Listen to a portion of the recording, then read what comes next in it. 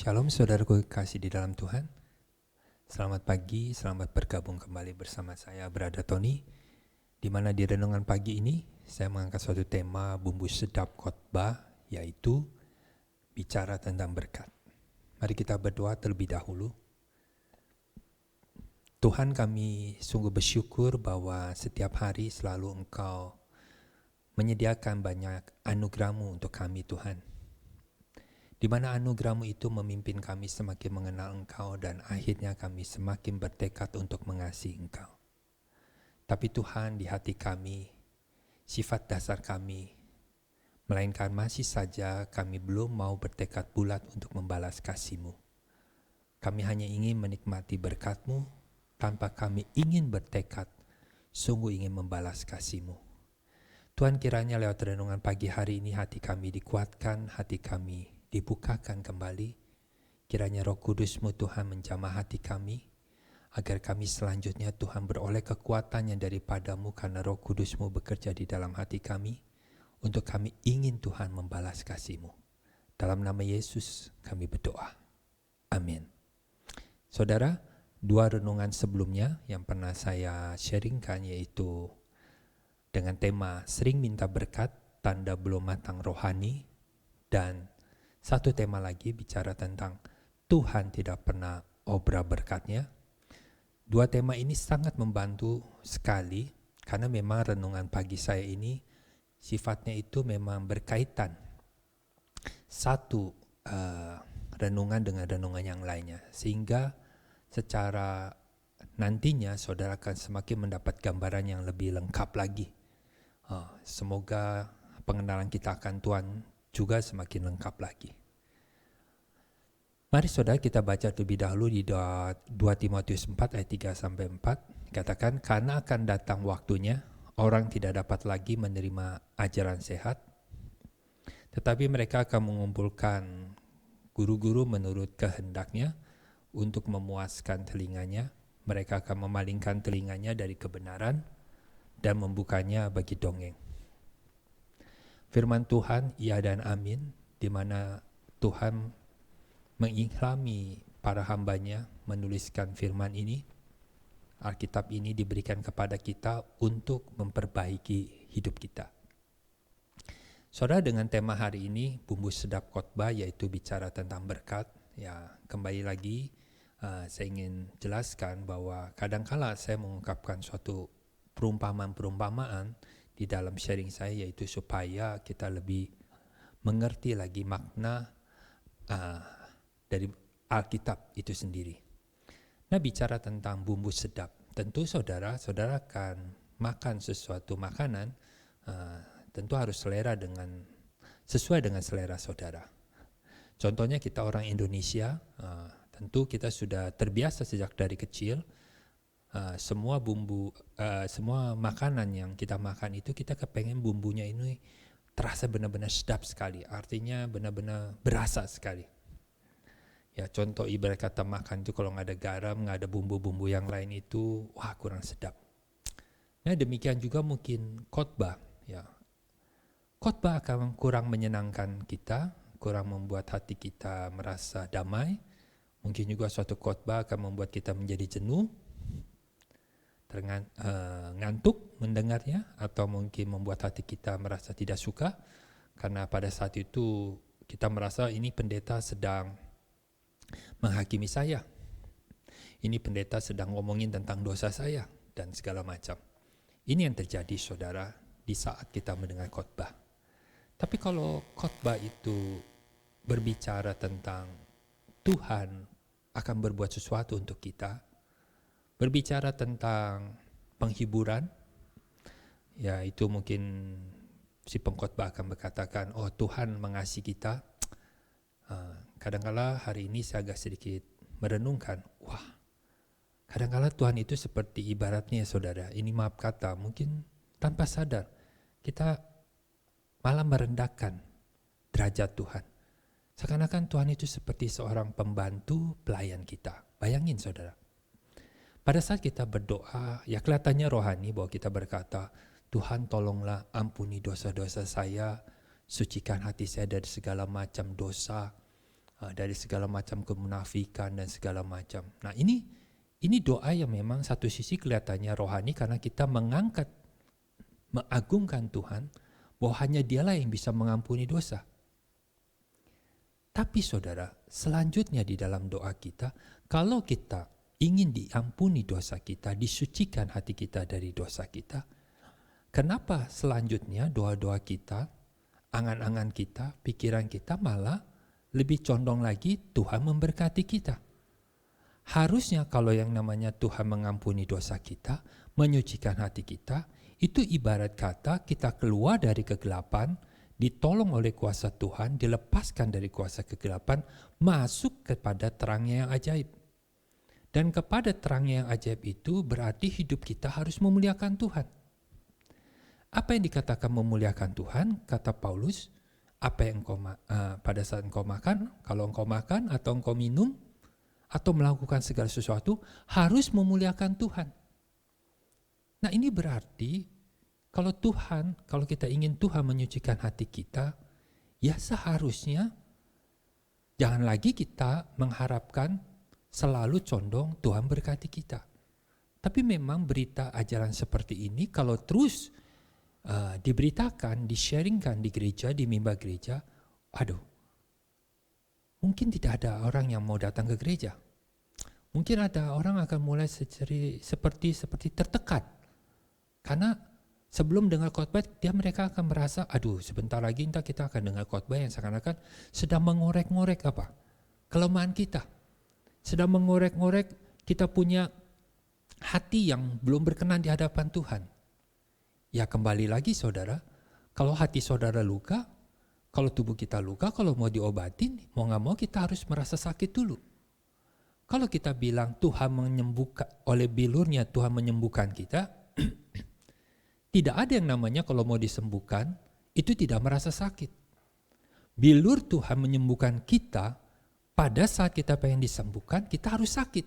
Sakit apa saudara? Ya sakit karena kita harus melepaskan diri kita, keinginan kita, ego kita, dari semua segala keinginan daging. Sakit. Memang sakit. Jadi apa yang dimaksud ajaran sehat? Ya kita minta pimpinan Roh Kudus. Semakin kita jelas, semakin kita mengerti apa itu ajaran sehat dan apa khotbah yang hanya memuaskan telinga kita.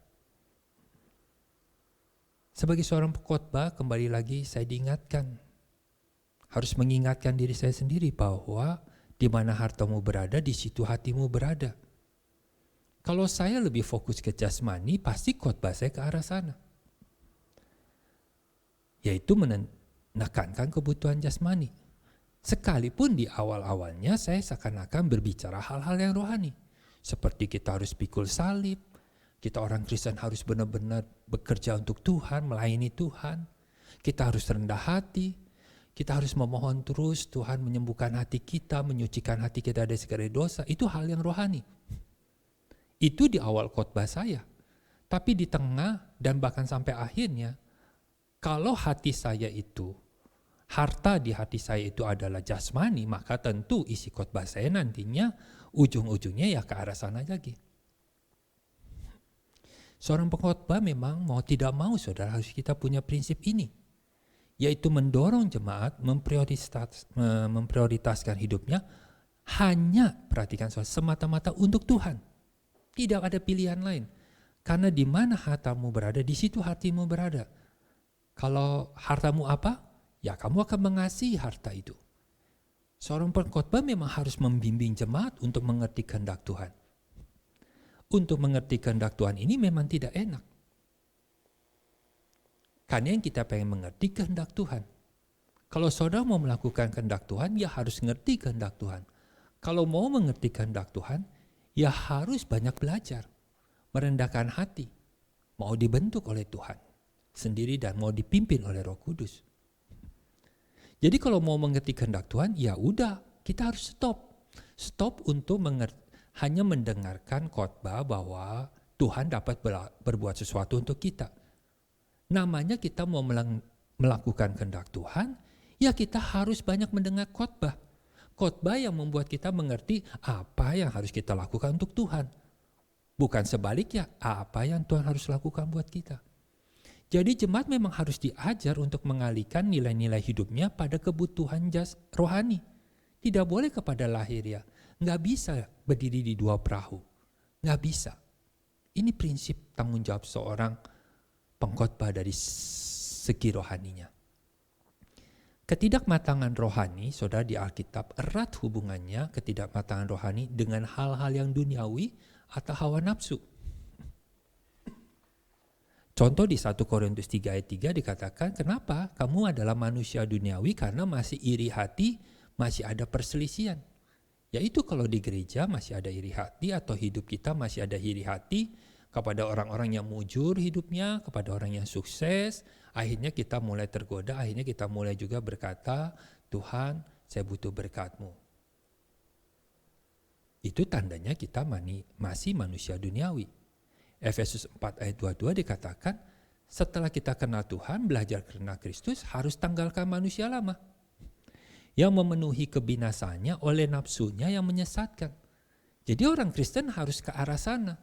Sekalipun kita belum sempurna, sekalipun saya sekarang yang men-sharekan tentang hal ini kepada saudara, saya pun belum sempurna, tapi kita mau ke arah sana.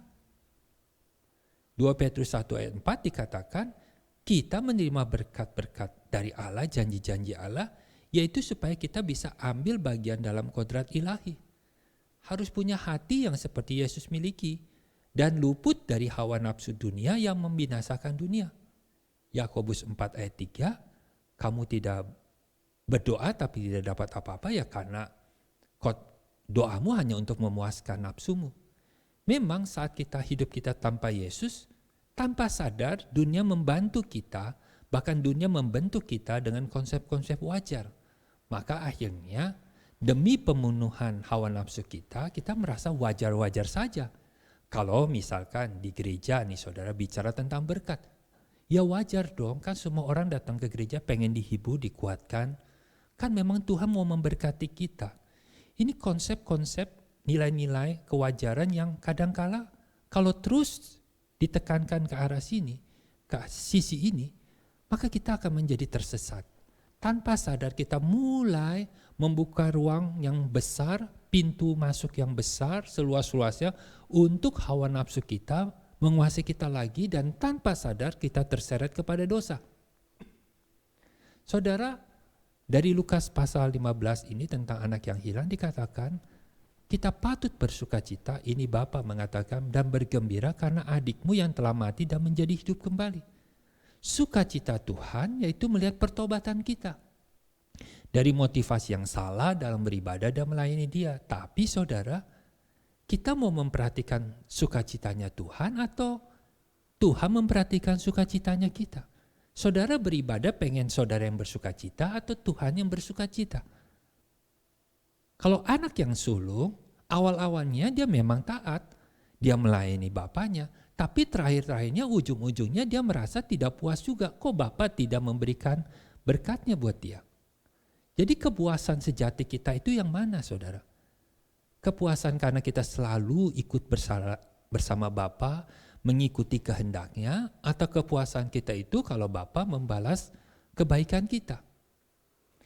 Saudara, mari kita lebih dalam lagi merenung tentang hal ini, tema hari ini. Dari Roma 8 ayat 13 sampai 15 dikatakan, jika oleh roh kamu mematikan perbuatan tubuhmu. Kita menerima roh yang tidak membuat kita menjadi takut lagi, tapi kita menerima roh yang menjadikan kita anak Allah. Roma 8, 13 sampai 15. Roh itu akan bersaksi dengan kita bahwa kita adalah anak-anak Allah. Ahli waris yang akan menerima janji Allah. Jika kita menderita bersama Dia. Dan Paulus katakan, aku yakin penderitaan sekarang ini tidak dapat dibandingkan dengan kemuliaan yang akan dinyatakan kemudian kepada kita. Saudara, hidup di dalam pimpinan Roh Kudus berarti kita tidak mungkin fokus lagi ke hal yang jasmani. Sekalipun memang kita butuh, tapi itu tidak mengikat kita, tidak membelenggu kita, karena kita mudah melepaskannya saudara. Karena apa? Roh Kudus ada di dalam kita. Roh Kuduslah yang membuat kita fokus untuk menjadi anak Allah. Yang namanya anak Allah ya seperti perumpamaan anak yang hilang itu, anak yang bungsu mengatakan, aku tidak layak disebut anak Bapa, jadikan aku sebagai, ya istilahnya itu hambanya. Aku ingin bekerja kepada Bapa, fokusnya ke sana. Jadi Roh Kudus yang membuat kita fokus kepada kehendak Tuhan, bukan kehendak kita. Dan saat Roh Kudus ada di dalam hati kita, maka buahnya itu adalah kita pengen membalas kasih Tuhan. Ada kerinduan yang dalam kita ingin balas kasih Tuhan. Kalau ingin membalas kasih Tuhan, ya hidup kita harus seperti Yesus. Saat kita sudah punya hati yang seperti ini, yang seperti Roma, yang Paulus jelaskan di dalam Roma 8 ayat 16-18, maka kita akan punya keyakinan yang kokoh, keyakinan yang tidak digoyahkan oleh kondisi keadaan sekarang. Kalau di atas dikatakan kita bukan menerima roh yang membuat kita takut lagi. Saudara, kita lebih banyak takut susahnya, takut kalau hidup ini susah. Saudara, sekalipun saya sudah berani mengomong seperti ini, bukan berarti saya juga sudah tidak pernah takut lagi akan kehidupan di dunia ini. Saya juga takut susah. Tapi kadar ketakutan saya, kekhawatiran saya akan dunia ini, semakin lama saya yakin Roh Kudus akan membuat saya semakin tidak lagi khawatir. Karena Roh Kudus akan bekerja. Jadi saya ulangin lagi, saya juga adalah orang, sekalipun sudah jadi pendeta, bisa takut, bisa khawatir akan hidup ini. Tapi Roh Kudus akan merubah kita terus semakin hari, hingga akhirnya kita tidak takut lagi untuk urusan yang dunia. Kita akan lebih takut lagi kalau untuk urusan dosa. Karena kita nih pada umumnya, kalau tanpa Roh Kudus di hati kita, kita lebih takut susah hidup ini daripada kita takut dosa. Saudara, jadi Paulus yakin, keyakinannya ini karena ada Roh Kudus membentuk dia, konsep-konsep yang tidak benar, tidak sehat, dirubah, diperbaharui Roh Kudus. Jadi saudara, hidup kita benar-benar bisa menerima bahwa kalau ingin hidup di dalam Tuhan, ya kalau susah itu sudah wajar, kita bisa terima. Karena kita ada anak Allah. Jadi saudara, kalau saudara benar-benar anak Allah, saudara lebih mementingkan hal yang mana? Kalau saudara ingin dianggap layak sebagai anak Allah, maka harusnya saudara seperti anak yang bungsu. Ingin bersama Bapa, yaitu apa yang Bapa sukai, apa yang Bapa kehendaki, saudara mau lakukan dengan tulus melayani Dia. Mari saudara kita berdoa. Tuhan, luruskan hati kami, kuatkan kami, buatlah mata kami tertuju kepada kehendak-Mu. Tolong kami juga Tuhan lepas dari segala ketakutan, hanya takut untuk hidup susah di dunia ini. Tolong kami lepas dari segala kekhawatiran akan kesusahan-kesusahan di dunia ini yang membuat kami kehilangan fokus untuk kami mencari kehendak-Mu Tuhan. Kehilangan fokus untuk lebih sungguh lagi mengenal Engkau. Tolong kami Tuhan. Di dalam nama Yesus kami berdoa. Amin. Tuhan memberkati saudara.